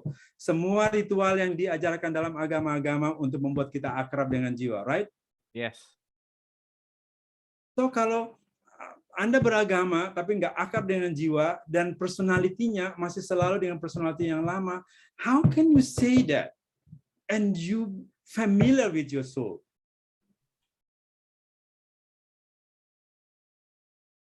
Soul kita tuh waiting for us. Hey, where are you? Kamu di mana gitu? Kenapa kamu selalu hidup di masa lalu ya? Oke. Jadi kita memerlukan cara dan teknik untuk bisa ya mungkin bisa datangi profesional untuk bisa membantu, tetapi setiap orang yang menjadi korban dari sebuah situasi di masa lalu, mereka harus punya cara untuk mampu menyembuhkan diri mereka sendiri. Itu Kak. Thank you Mas Wisnu. Thank you, keren banget. Terima kasih juga untuk pertanyaannya Bu Anca. Oke, kita ke Ibu Intan, silakan Bu Intan. Waduh, saya sengaja nanya atau mau nanya sama, pokoknya mau ngomong masih Wisnu. Asal tahu aja ya, tadi lagi nonton Daredevil, Marvel Comics, tahu nggak Kang Abu? Itu ceritanya itu, bapaknya itu suka perkosa anaknya, bener loh ini ceritanya. Terus kalau si Daredevil, dia langsung digebukin aja tuh si bapak gitu kan. Dia main gebuk aja, kamu nonton nggak sih Kang Abu? Tuh Daredevil. Nah, lupa jadi lagi Kang ceritanya. Seru, iya. Kang Abu, ini saya panggil Kang Abu ya. Kalau mau Wisnu, wis aja, maaf ya Kang Abu. He could be our son, you know, Wis. Tapi gue baru kenal sama dia, nggak baru ya, artinya setahun 2 tahun. Kalau sama lu kan udah puluhan. Nah jadi dia itu aku tuh satu geng sama Intan. Abu. Nah makanya mau cerita nih. He looks older than me, si Kang Abu. I look younger than my age. Kita ketemu di tengah, kata Rumi. Oh bener, Bu Intan bisa aja nih, bener. Kita ketemu di tengah. Anyway, luar biasa. Wis, how are you? Sehat semua? I'm good, very well. Yes, kita itu sama Wisnu, Kang Abu gitu, sepelajaran, satu guru, satu ilmu ya kan? Yeah. Dari dulu dia sebut-sebut gurunya tuh tadi ada Lipton, emangnya Lipton teh, Bruce Lipton maksud lo? Teh botol. Lipton, ada Hawkins, ada Wilcox, disebut-sebut tuh semua. Ya kita tuh sama-sama baca the course in miracles ya. Wis ya. Hey, you know a course in miracle? I have a story with you. You have what with me? I have a story. Oh no. With you about the. Ini berapa ratus orang jangan di depan orang dong. About the course gini. Yeah. Sekarang aku cerita ya. Aku kan satu geng sama Intan nih. Kita punya geng baca itu semua perempuan semua dan mereka baca buku-buku mutakhir dan hebat-hebat. Jadi dia laki satu-satunya. Gue laki satu-satunya. Dan saya lihat buku-buku ya, hampir semua buku itu menggunakan A Course in Miracle. Iya, referensinya sebagai referensinya gitu. Saya bilang oke, nggak bisa. Saya harus menemukan buku ini. Saya nggak mau ambil buku dari sumber yang berbeda. I have to find this book. I know. Dapat PDF-nya. Terus kita lagi bahas. Tiba-tiba si Tante Intan ini dengan santainya gitu. Saya cari buku itu. Saya pergi kemana? Ke Kuala Lumpur. Dengan bawa. Saya cari ke Kuala Lumpur, nggak dapat ketemu buku ini. Di mana cari buku ini? Saya tanya gitu, bisa pesan nggak gitu? Nggak bisa, bukunya itu old edition gitu. Terus biasa kan tante ini kan sampai lenggang-lenggang datang gitu. Hey, you know what? I found this book in Australia. Ada satu toko buku. Toko buku itu nggak tahu gitu. Begitu saya masuk gitu, I don't know what happened. When I see everything there, and my eyes go directly goes to this book, A Course in Miracle. Tapi kok nggak suka baca buku ini karena bukunya tebal, urusnya kecil-kecil, gue nggak suka. Gitu. Ini ada yang mau nggak ya gitu. Terus dia taruh persis di hadapan saya lagi gitu. Ada yang mau nggak ya? Fotokopi. Iya, ada di hadapan saya gitu. What? A Course in Miracle? Intan, gue udah cari buku ini udah hampir 2 tahun. Gue mah ajaib, Mama emang. Itu puluhan tahun yang lalu tuh Kang Abu, Kang Abu. Wah, Itu coba, itu puluhan tahun yang lalu tuh. Dia tuh, jadi buku itu datang dan sebenarnya ada di hadapan kata, Intan, aku orang pertama kali yang harus fotokopi. Jadi buku setebal itu tuh Fotokopi. Fotokopi. Itu kayak Bible loh, tebel. Kayak Bible, betul. Bisa ya zaman dulu ya. Anyway, Bu Intan, kalau Anyway. boleh saya tanya, Ya. apa pembelajaran paling berkesan? Of course. Paling berkesan pembelajaran apa dari Mas Wisnu yang pernah barengan sama Mas Wisnu? Apa yang pernah diambil pelajarannya, Bu Intan? Oh, kalau kita kan baca bukunya bersamaan ya. Jadi kita selalu based on love energy. Oke. Jadi cinta kasih itu kita bawa kemana-mana ya Wis ya. Jadi kita sebarin. Kalau kita lagi ngumpul meditasi itu, kita cuma spreading love energy dan meditasi. Dan ketawa. Dan ya, serius. Kita menertawai diri kita sendiri gitu. Kita joking, ketawain sendiri sepuas-puasnya. Diri sendiri. Dan itu kumpulan orang-orang, Kang Wisnu lagi, Kang Abu, itu kumpulan orang-orang pinter. Ada yang jago baca bisa setengah jam 1 buku, ada yang jago nari, ada yang cenayang, ada yang bisa macam-macam tuh kemampuan orang-orang di situ. Jadi kita nggak minder gitu, emang kemampuannya macam-macam. Kalau gua nggak tahu deh apaan, wis anyway. Jadi aku mau nanya sebenarnya mengenai kestabilan rasa itu loh. Jadi kalau kita takut, ya, jadi kalau kita takut atau kita punya rasa nggak enak, itu teori saya tuh kayak gini, teori gue gini, yang sakit, yang takut itu siapa sih? Siapa yang takut? Oh, gue takut. Saya nggak takut siapa? Kita jadi observer gitu. Jadi itu dalam kesadaran, that's consciousness. Jadi balik ke consciousness, benar tuh, Wis kayak gitu. Jadi selama pandemi ini ya udah gitu aja. Yang takut tuh siapa sih? Terus kalau ini gimana sih? Ya kan banyak kan tiap hari ada yang meninggal kan? Dokter aja udah 400 ya wis Indonesia. Nakes. Nah, jadi sepertinya kalau teori aku tuh kembali ke yaitu energi, love, energi, dan itu aja gitu loh. Dan selain itu, selain meditasi, kalau lupa bisa turun lagi, what is your tips gitu loh, wis. Untuk tetap aja gitu. Menarik. Terima kasih Bu Intan. Ini juga ditanyakan hal yang sama juga dari teman-teman YouTube. Silakan Mas Wisnu. Gimana tuh untuk konsistensi itu? Silakan. Intan betul sekali bahwa kita kan harus, jiwa itu kan observer. Jiwa itu kerjaan utamanya adalah mengobserve. Apa yang dia observe? Rasanya kita yang harus dia observe. Jadi kalau kita sedang dalam keadaan takut, itu sebetulnya datang dari frekuensi-frekuensi yang lower yang sedang bekerja dalam tubuh kita, right, Intan? Frekuensi-frekuensi rendah yang ada dalam tubuh kita yang sedang mengingatkan kita untuk tidak ditolak. Tetapi kita harus akui itu dan kita harus melakukan sesuatu untuk bisa melepaskan rasa itu, kan gitu. Dan menerima itu bukan berarti kita harus entertain ya. Kebanyakan kita mengentertain rasa itu. Beda, mengobserve dan mengentertain dua hal yang berbeda. Oke. Dan how do I know that I entertain? Bagaimana saya tahu bahwa saya sedang mengentertain rasa yang lower itu? Rasa takut itu kan lower frekuensi kan? Karena ketika saya mulai menganalisa. Kenapa menganalisa? Karena secara loopsnya mengatakan bahwa ketika frekuensi lower itu dia bervibrasi, dia sending energy secara neurotransmitter go to the brain, lalu brain mengklasifikasi, otak kita mengklasifikasi Chemistry itu kan file-file pikiran kan. Hmm.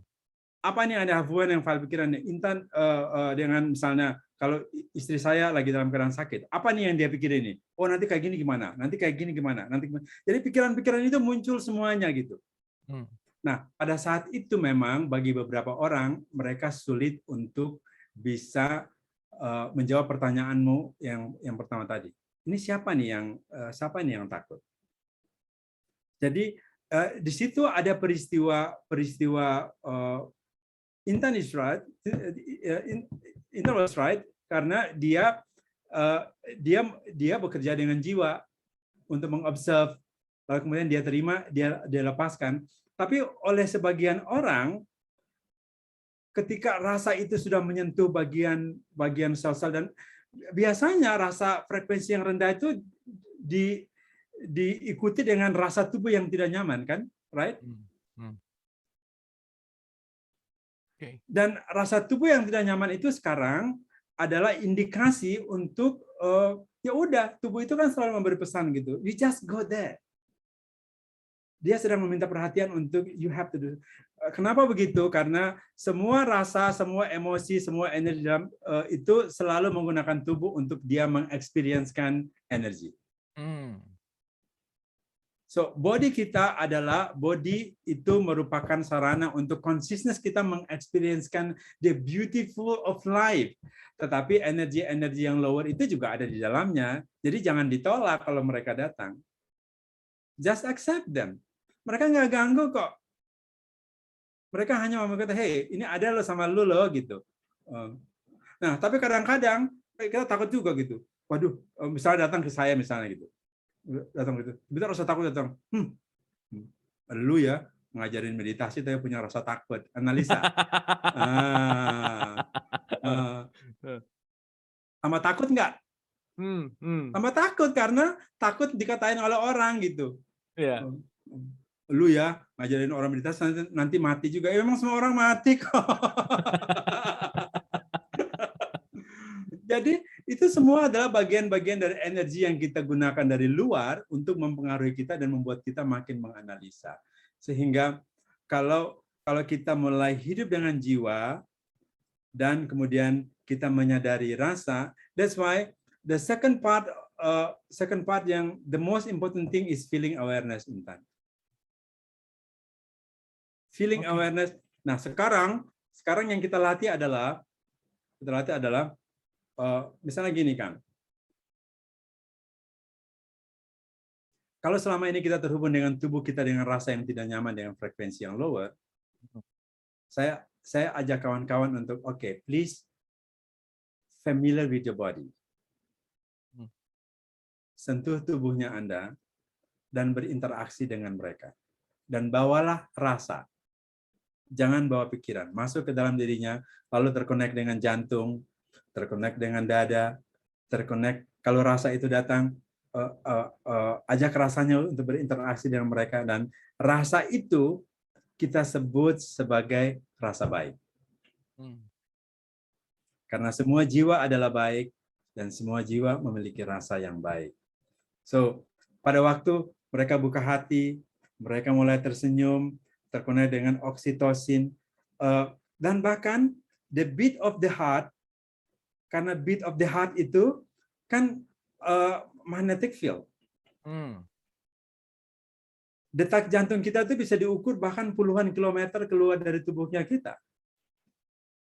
Jadi sekali kita bisa mengatur pola nafas dan kemudian bisa membuat jantung menjadi koheren, menjadi selaras, dalam 3 menit aja, karena jantung yang selaras yang sudah bisa ditenangkan dan dikendalikan oleh kita sendiri, melalui sistem pernafasan kita, dia langsung mengubah otonomi parasimpatetik mulai terkontrol, pergi ke limbic brain, dan dia mengirimkan pesan kepada brain, dan vagus nerve itu ada di bagian tenggorokan leher kita ini. Leher ini bekerja dengan tiroid, dan vagus nerve ini adalah ruang yang menghubungkan antara jantung dengan brain. And you know what?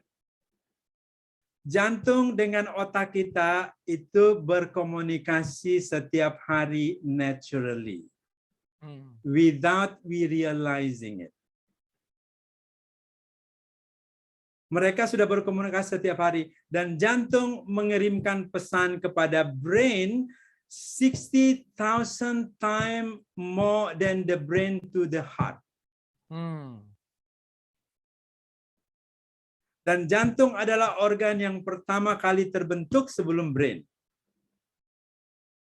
Jadi sekarang kita pelajari pernafasan tertentu untuk kita terhubung dengan heart coherent, hati yang tenang, hati yang mampu dikendalikan, pasti akan mengkonsumsi semua ketidakselarasan yang ada di dalam diri kita. What is that? A Course in Miracle. Jadi hati yang selaras memiliki kemampuan untuk menyelaraskan. Brain kita ini kan kusut banget. There is a 60 and 70,000 thought. 60.000 dan 70.000 pikiran yang berdatangan setiap hari di dalam brain kita dan hampir kebanyakan pikiran-pikiran yang sama. So, sekali kita terhubung dengan hati, membuka hati dengan teknik-teknik yang kita pelajari, maka dia menjadi koheren. Ketika dia menjadi koheren, jantungnya bisa kita kendalikan, ada rasanya. Dan kita yang jiwa kita yang menjadi pengendalinya. Itu yang kita sebut sebagai heart and soul protocol. Protokol hati dan jiwa untuk kita bisa mengendalikan jantung kita. Karena dia adalah the core. The core. Lihat di Hawkins. Hawkins mengatakan bahwa frekuensi 200 itu ada di courage. Ya. Yeah. Right? Iya. Yeah. Dan di bawah 200 semua energinya contracted. Dan orang yang ada dalam contracted energy selalu melihat problem. Mereka selalu lihat masalah, buka mata masalah, dengar masalah, cium masalah. Dan orang yang ada dalam contracted awareness, Kang Abu, jangan coba bicara mereka dengan ayat-ayat. They reject you. Kalau kamu menyampaikan ayat kepada mereka, I have another ayat. Don't say ayat to me. Kenapa? Karena mereka terblok, contracted energy. They don't see anything good outside.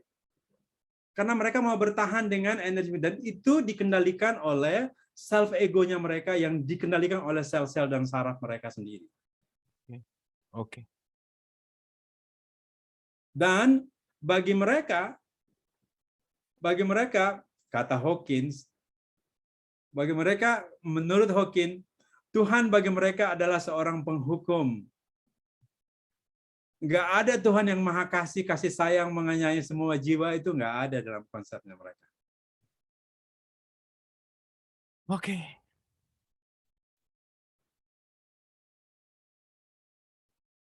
Thank you. Terima kasih Mas Wisnu, ini jelek banget, luar biasa. Mungkin next Mas Wisnu harus datang lagi ke sini untuk ngajarin kita nafas gitu ya. Kita bahas tentang nafas, kita bahas tentang heart coherence tadi, heart protocol tadi, mungkin nanti kita akan lebih detail, lebih kepada praktikalnya gitu. Terima kasih anyway. Ini dapat salam dari Ibu Irianti Erning Praja dari YouTube tadi. Hola Mas Wisnu, hola Mbak Intan, Bu Intan katanya gitu kira-kira. Ya, oke, thank you. Anti juga gengnya aku. Oke. Ada kamu. Bu Rina, apakah jadi ada mau ditanyakan atau gimana tadi raise hand? Kalau mau boleh langsung di-unmute, silakan Bu Rina. Ya, Mangga, silakan. Ya. Enggak, tadi obrolannya cukup advance ya. Sebetulnya lanjutan dari Mbak Intan mengenai sending energy gitu. Saya cuma mau rekonfirmasi aja sama Pak Wisnu.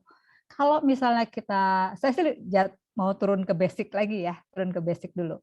Kalau misalnya kita mau kirim energi kepada tubuh kita sendiri untuk bebersih gitu ya, apakah tadi kan udah disebut ya kita dengan rasa aja gitu, kita kayak sebarkan cita gitu. Tapi sebetulnya kan kata-kata atau afirmasi itu juga sebetulnya energi ya. Ya. Saya khawatir gitu, apakah ini akan mix atau justru membantu. Misalnya kalau kita sebagai pemula, saya misalnya mengatakan saya pancarkan energi cinta kasih dan berkat ke seluruh tubuhku, ke seluruh selku dan sebagainya. Dan itu juga bisa saya lakukan nggak kepada orang lain untuk membantu dia membersihkan. Karena kan kita ini apa namanya tadi kan dibilang tak terbatas ya, infinite Ya. being.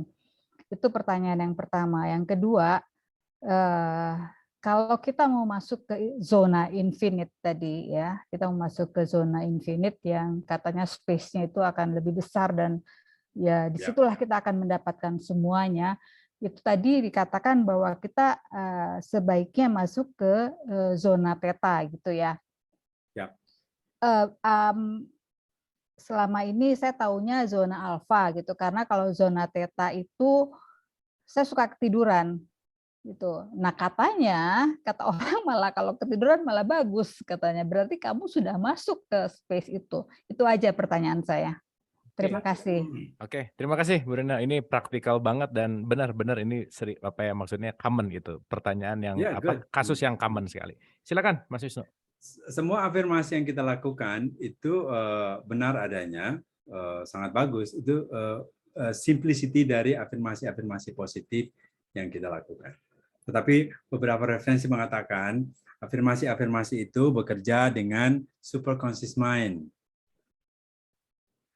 Karena itu sebabnya kalau kita bisa menggunakannya dengan rasa itu lebih baik. Jadi kata-kata very good, kata-kata itu kita gunakan, semua tuh everything is word, semua itu bekerja Mbak Rina. Tetapi kalau kita bisa menggunakannya dengan rasa itu lebih baik. Karena salah satu missing link, lackingnya kita itu kebanyakan ada di rasa, ya. So yang pertama. Yang kedua yang theta. Karena alpha itu ketika kita masuk di alpha, kita melewati sebuah ruang yang namanya RAS, Reticular Activating System. RAS itu adalah ruang antara conscious mind dan subconscious mind. Pikiran sadar dan pikiran bawah sadar, begitu kita melewati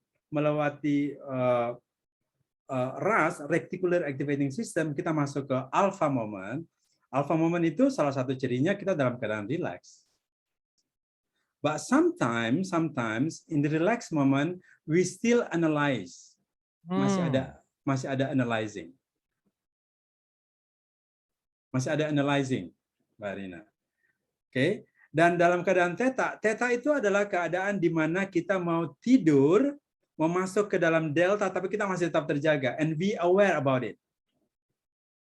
Dan itu momen yang very excited karena pada waktu kita ada di theta, semua badan kita mengembang, we expand the energy. So kita bahkan pada saat itu tangan kita sudah mulai terangkat, kita mulai light, you feel light, and you feel like you floating seperti mengambang, dan pada saat yang sama, it's like you are not in the body, but you masih tetap sadar,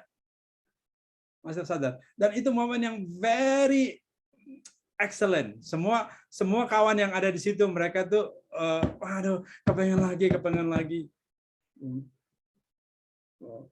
ya itu ada di situ.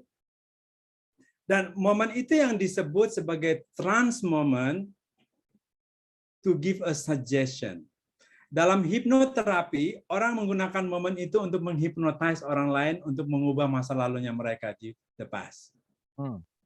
You know that? Yeah. But in the theta moment, itu adalah we hypnotize ourselves to reprogramming the energy inside the body. Halo, karena kita ini sudah cukup dihipnotize oleh lingkungan kita habis-habisan.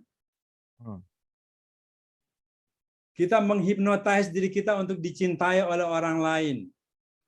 Karena kita tidak dikondisikan untuk mencintai orang lain. We hypnotize to be happy with something outside, not within. with our consciousness and our soul. Is that true, Intan? Enough. Cukup.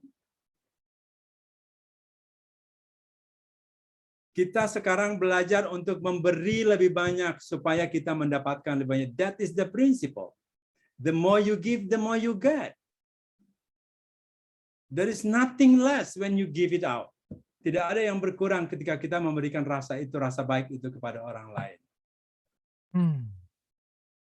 Cilakanya, pada saat kita berharap untuk kita mendapatkan dari orang lain, we create problem with them.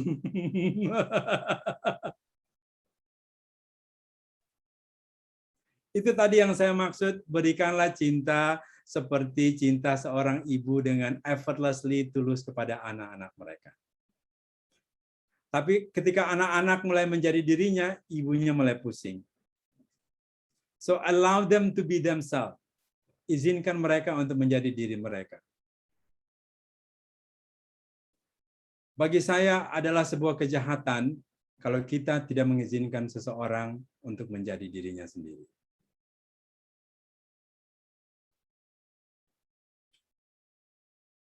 Kalau kita lebih pandai dari mereka, please guide them, teach them. Guide mereka aja supaya mereka boleh mengikuti apa yang kita bisa sharing bersama mereka. But they don't need someone to judge them. Kenapa kita mudah menghakimi orang lain? Karena kita berharap mereka berubah.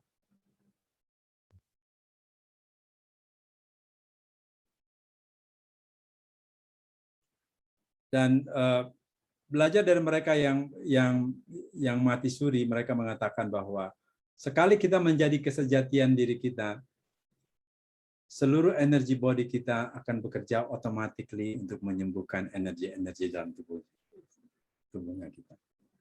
Dan itu adalah bagian dari soul. Dan kemudian kalau tertidur, of course, tertidur itu adalah bagian dari penyembuhan karena tidur itu adalah restoring energy. Sekarang saya kasih cerita ya. Kenapa sekarang meditasi sekarang itu sudah menjadi sains. Dia tidak lagi representasi tradisi-tradisi tertentu. Jadi kalau Anda masih beranggapan bahwa meditasi itu adalah bagian dari agama tertentu, tinggalan zaman kali. Udah old. Karena sekarang ilmuwan sudah membedah dia menjadi sungguh sangat luar biasa. So now I tell you. Anda tahu bahwa hormon melatonin dan serotonin itu dia bekerja dengan pineal gland dan pituitary. Ya. Dan pineal gland dan pituitary adalah dua frekuensi yang sangat tinggi dengan frekuensi jantung. Jadi pertama tadi, kalau Anda sudah bisa mengkoherenkan jantung dan mengaktifasi oksitosin hormon, the hormone of love, hormon cinta dari ruang-ruang di seluruh ruang dalam dadanya Anda, lalu Anda terkonek dengan pineal gland dan pituitary, maka frekuensinya makin lebih tinggi. Itu satu. Kedua,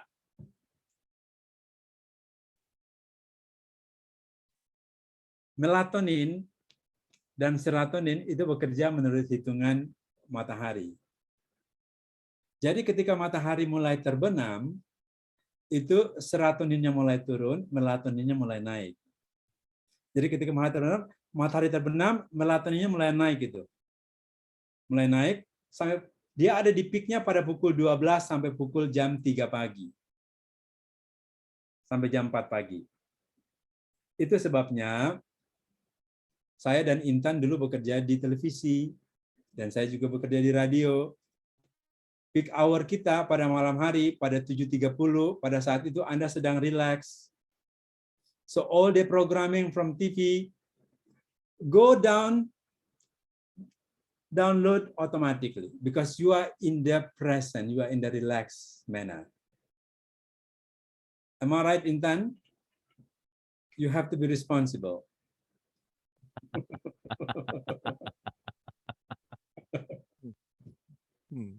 Dan pada malam hari ketika kita meditasi, kita sedang mengaktifasi hormon itu. Itu ada anti-aging, anti-cancer, anti semua ada di situ.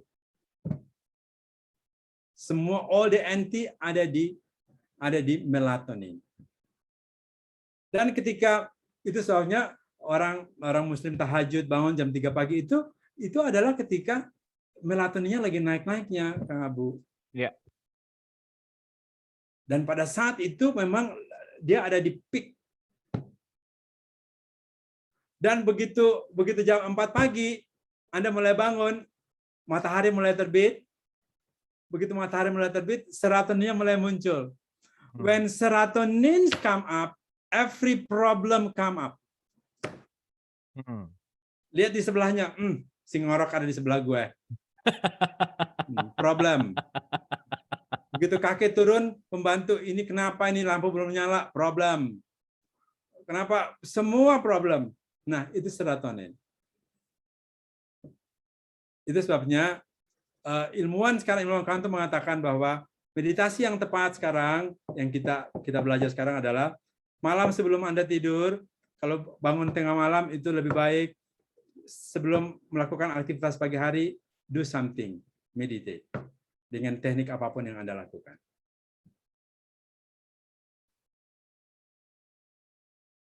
Untuk bukan apa-apa, untuk menjalankan hormon-hormon baik di dalam tubuhnya kita, karena hormon-hormon ini tidak aktif karena dikendalikan oleh energi-energi yang stuck di dalam tubuh kita.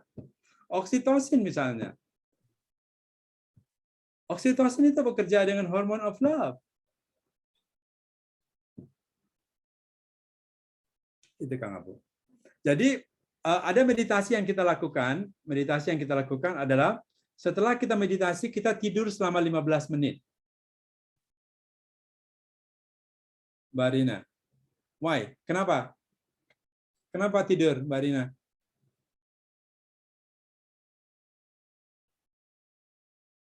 Restoring energy gitu. Yes.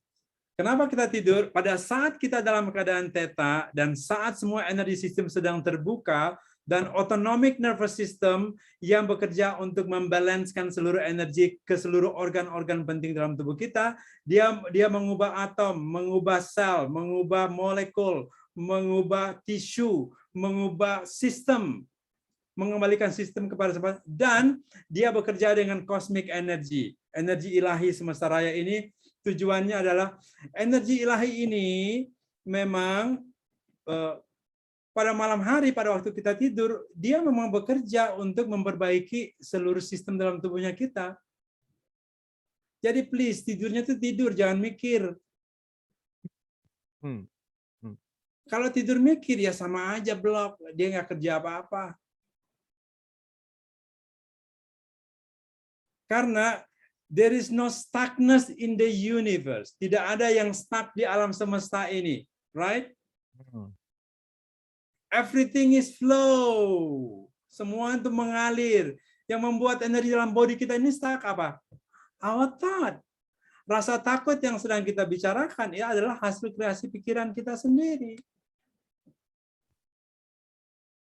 Kita yang menciptakan. Kenapa? Karena energi-energi pikiran kita itu berakhir menjadi emosi, because emotion is the end product of the thought in experience. Betul nggak, Intan? Emosi adalah akhir dari perjalanan pikiran kita sendiri yang menjadi pengalaman kita. And we are the one who created. Kitalah yang menciptakannya, bukan siapa-siapa. Itu sebabnya 7 anak dari satu orang ayah dan ibu memiliki pikiran yang berbeda dan emosi yang berbeda, right? Jadi ini juga saatnya bagi kita,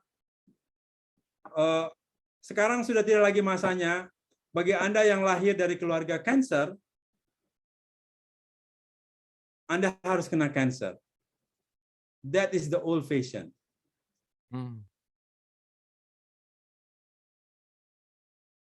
Oke. Kalau Anda lahir dari keluarga bercerai, Anda nggak perlu jadi anak bercerai. Karena Cancer, cerai, dan semua semua sejarah orang tua kita itu adalah sejarah mereka yang harus kita hormati, and we still in love with them. And allow them, izinkan mereka untuk mengexperiencekan itu. Tetapi kebanyakan kita menyimpan memori-memori itu untuk we re-experience back.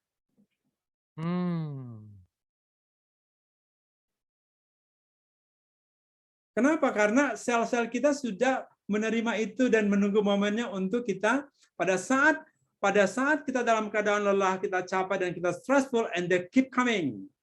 Okay, this is the time. Jadi itu yang kita akan experience-kan. Jadi kalau itu yang terjadi, izinkan mereka untuk mengalir melalui tubuh kita. And never reject it.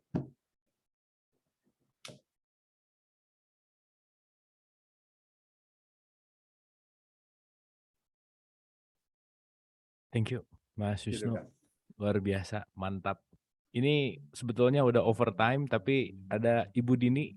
Mungkin satu pertanyaan terakhir boleh, Mas Wisnu? Boleh. Oke ya, silakan Bu Dini. Ini Ibu Dini Cokro yang saya kenal bukan ya? Iya Mas Wisnu, saya Dini Cokro yang Mas Wisnu kenal. Apa kabar? Good. Aduh, rasanya ini sekali deh, excited lihat Mas Wisnu after so long. Ya kan? Lama banget loh. Yes. Mbak Dini ini bagian dari lingkaran sahabat saya di masa lalu. Iya. Aduh, udah lama banget, udah puluhan tahun kali ya Mas ya, kita nggak ketemu ya, ngobrol ya. Benar. Thank you Mbak. Aduh Mas Wisnu, saya appreciate banget sama apa yang Mas Wisnu berikan ya, benar-benar dalam dan menyentuh. Nah, saya cuman mau konfirmasi, mau tanya nih Mas Wisnu. Saat ini nih kalau ditanya orang, apa sih pengalaman buruk kamu ketika mendidik 4 anak kamu? Saya coba nyari kok nggak ada ya.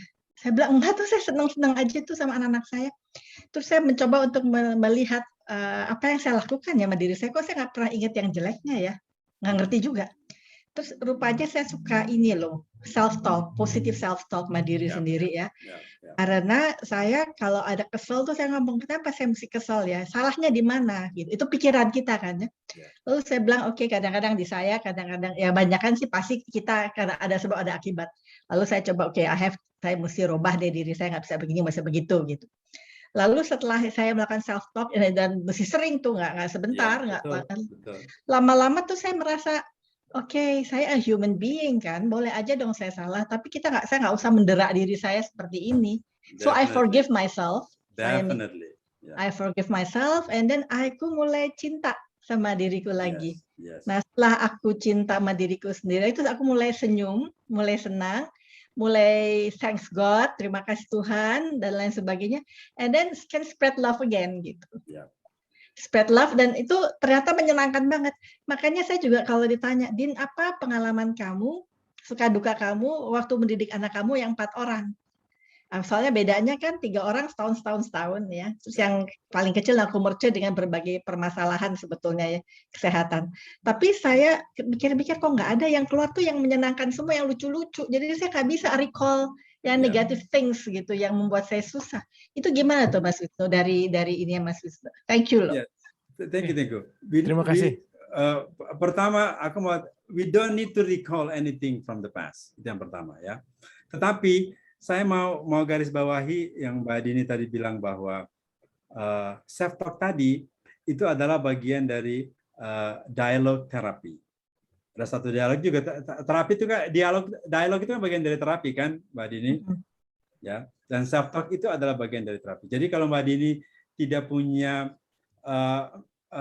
negative memory dengan anak-anak, saya sebagai anak, I don't have any negative experience with my mom. Me too. Yes. I only feel her love. Yes, yang saya rasakan itu wow, kekuatan cinta kasihnya yang luar biasa. Saya pernah cerita ya, saya dulu sama gengnya Mbak Dini itu kita bikin acara buah bibir di RCTI waktu itu kan Mbak Dini. Lalu pada waktu acara itu sedang berlangsung, ibu saya meninggal. ibu saya meninggal dan kawan-kawan tuh panik. Mbak Dewi Matinda semua tuh datang, aduh gimana dong Wis, kamu oke gitu. Oke, saya konfirmasi dengan keluarga, lalu saya balik kepada diri saya sendiri. Teman-teman bilang, teman-teman dari mengatakan bahwa balik ke kamu Dewis, menurut kamu gimana? Kamu mau pulang melihat mama atau kamu mau teruskan acaranya? Karena besok ini syuting, Kang Abu. Besok syuting, kita sudah bikin persiapan 1 minggu, panggung sudah ini, semua narasumber sudah ada. Narasumber itu kan paling susah banget kan. Kalau kita tidak syuting, kita akan mundur lagi 1 bulan lagi gitu. Jadi saya harus buat decision. Lalu ketika saya balik, saya lihat, saya menjawab pertanyaannya Mbak Dini di dalam diri saya gitu. Saya melakukan dialog. Saya pergi lagi gitu. Wow, my mom is not physical body. My mom is a soul. Dia nggak pergi. She's still with me. Dan itu yang membuat saya tidak pernah merasa kehilangan ibu saya. Dan itu Intan, itu syuting terhebat yang pernah kita lakukan pada saat itu. Tidak ada kesalahan, semuanya take one gitu. Wow, I feel blessed. Itu yang jadi please kawan-kawan, rasa ini yang harus kita koneksikan dengan jiwa kita dan jiwa orang-orang yang kita cintai, termasuk anak-anak kita yang harus kita bangun. Dan dialog positif yang sesungguhnya, Kang Abu, this is for you. The actual positive dialogue is within, di dalam diri kita, exactly seperti Mbak Dini lakukan. Yes. Karena itu adalah bagian dari cara kita mencintai diri kita. Kenapa? Karena pada saat kita melakukan dialog, kita nggak dwelling dengan everything outside. Kita tarik semua ke dalam diri kita untuk kita proses, kita olah dia, kita olah dengan caranya kita sendiri, bukan dengan caranya Intan Nugroho, bukan dengan caranya Wisnu, bukan dengan caranya Abu. Caranya gua aja, ini energinya gua kok. Gua yang hadapin kok, bukan mereka yang hadapin gitu. Kita cek satu-satu, kita bikin checklist gitu. Oh iya ya, oke. So karena dalam konsep yang lain, Mbak Dini, itu sama seperti kita sedang melakukan pembersihan di dalam void. Kita cleansing all the void inside the body. Karena void itu sama seperti pada waktu kita melakukan afirmasi dan melakukan pembersihan, kita ada menemukan momen-momen tertentu untuk diri kita sendiri. Ketika cek-cek itu kita lepaskan, kita sudah melepaskan semua peristiwa itu. Dan pada saat yang sama, kita sedang mengizinkan mereka untuk menjadi diri mereka sendiri. And that is the freedom of love to our children. Sekali kita berikan itu kepada mereka, mereka akan terus mengikatkan rasa itu dengan diri kita. Wherever they go, they cannot go anywhere because they already in here. Mereka sudah ada bersama kita gitu. Itu aja yang kita berikan kepada mereka. Thank you, Mbak Dini. Terima kasih banyak. Terima kasih banyak Mas Wisnu, Bu Dini, terima kasih pertanyaannya, itu jadi saya rasa banyak pertanyaan-pertanyaan yang terjawab, banyak pertanyaan yang sama juga, dan saya rasa insight-insight yang luar biasa. Boleh tepuk tangan dulu dong buat Mas Wisnu malam hari ini, super mind blowing ya, luar biasa. Malam hari ini kita banyak sekali mendapatkan pencerahan, dan saya mohon Mas Wisnu jangan bosan-bosan untuk kembali ke dialog positif gitu, itu intinya. Oke, Mas Wisnu, saya rasa pertanyaan dari Bu Dini akan menjadi penutup acara malam hari ini. Saya mohon untuk diberikan final statement untuk episode 317 tentang melepaskan rasa takut dan cemas. Silakan.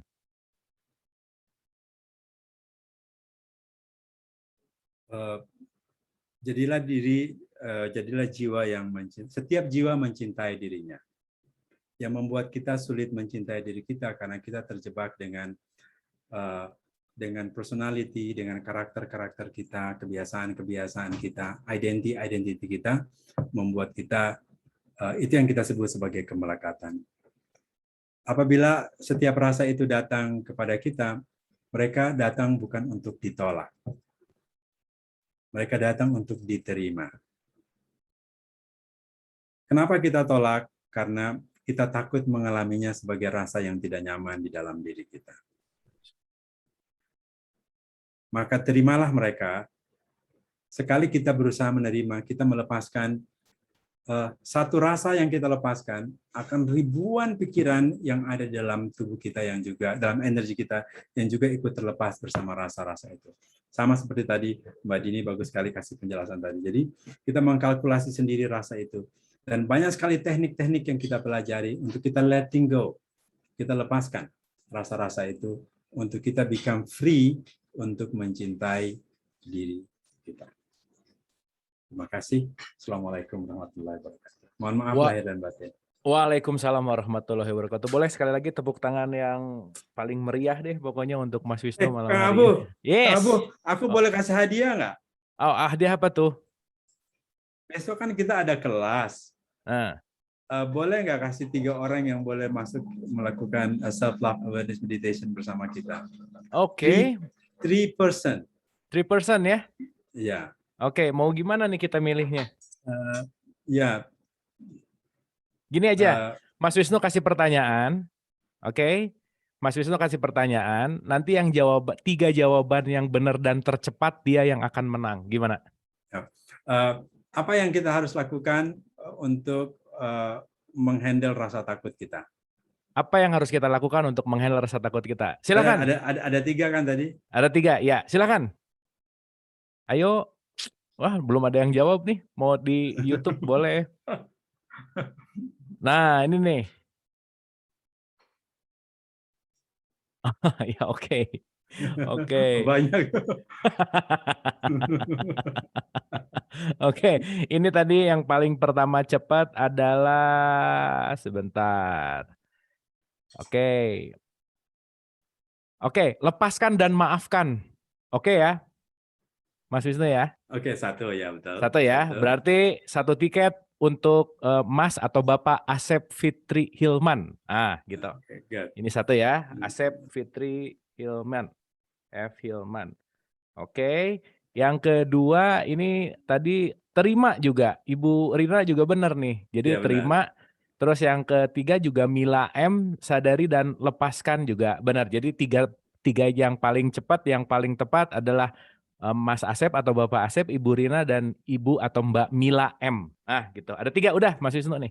Mila M jangan, Mila M itu adik saya, dia udah bisa datang setiap saat. Oh, gitu.